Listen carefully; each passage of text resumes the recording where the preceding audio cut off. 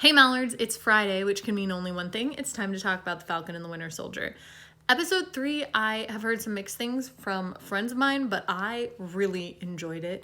This is partially because I am a comic book fan, and they really have started to, one of the fun things about this television show is that they're starting to sprinkle in some other things from the comics and really widen the MCU, which I think is really fun. So what they did in this particular episode is they went to Madripoor. And so for those of you unfamiliar, Madripoor is essentially like a free-for-all, lawless sort of land where criminals reign supreme. It's very, well, it's been displayed different ways, but they sort of went for this like Blade Runner style techno-futuristic sort of look. You know, lots of parties, lots of drugs, and lots of neon or LED colored lights. And I liked the aesthetic of it. I also just liked Madripoor being a part of things. I like Madripoor. It's a fun location and has been a location of some stories that I really enjoy. The one thing for me is that Madripoor reminds me, so I would say characters that are tightly connected to Madripoor: Wolverine. So fun place to introduce the X-Men. Several X-Men spend time in Madripoor.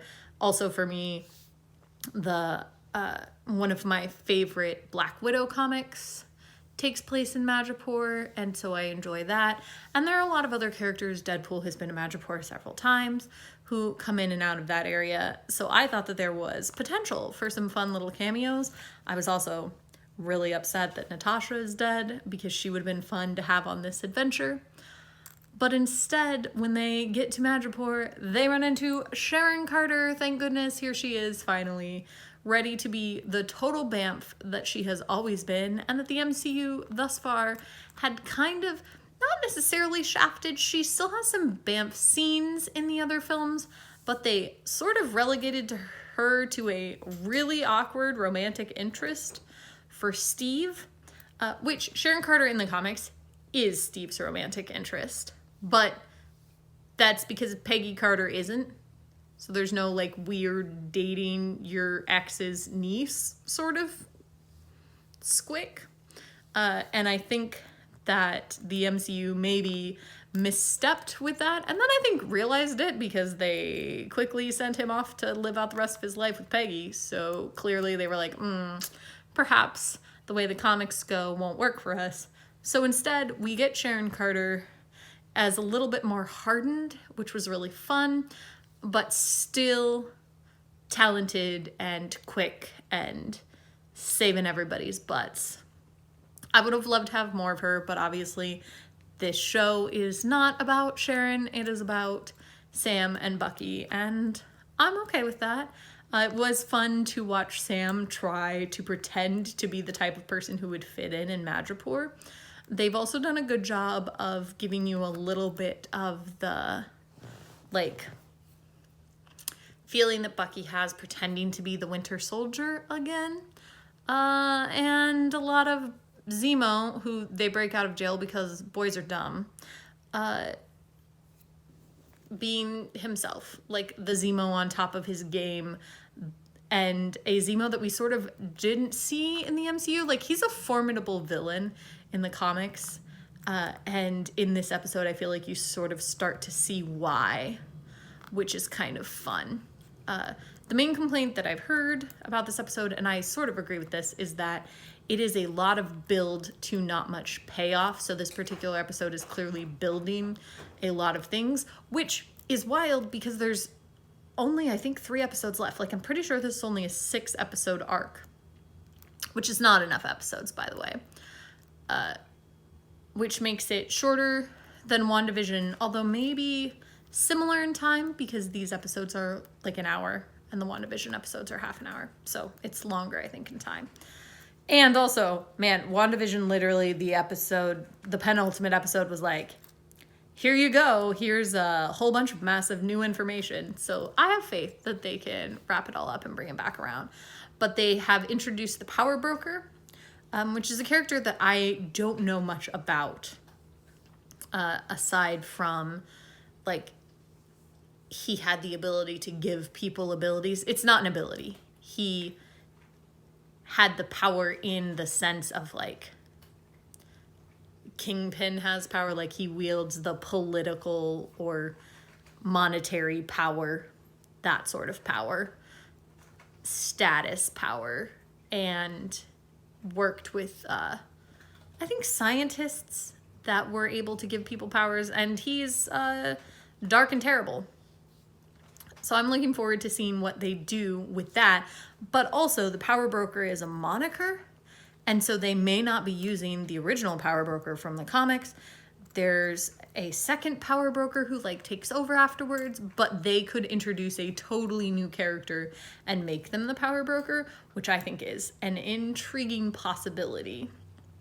And I look forward to seeing what happens with that part. Overall, I just had a lot of fun with this episode.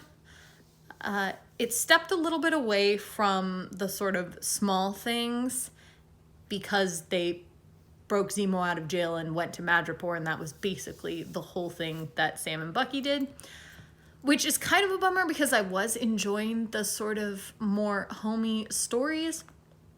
But I will take some awesome Sharon Carter just literally single-handedly saving them repeatedly over a lot of other things. So that was very fun for me. And it ends with a Wakandan reveal because they weren't just going to let Zemo run free after killing their king. And I'm real into it.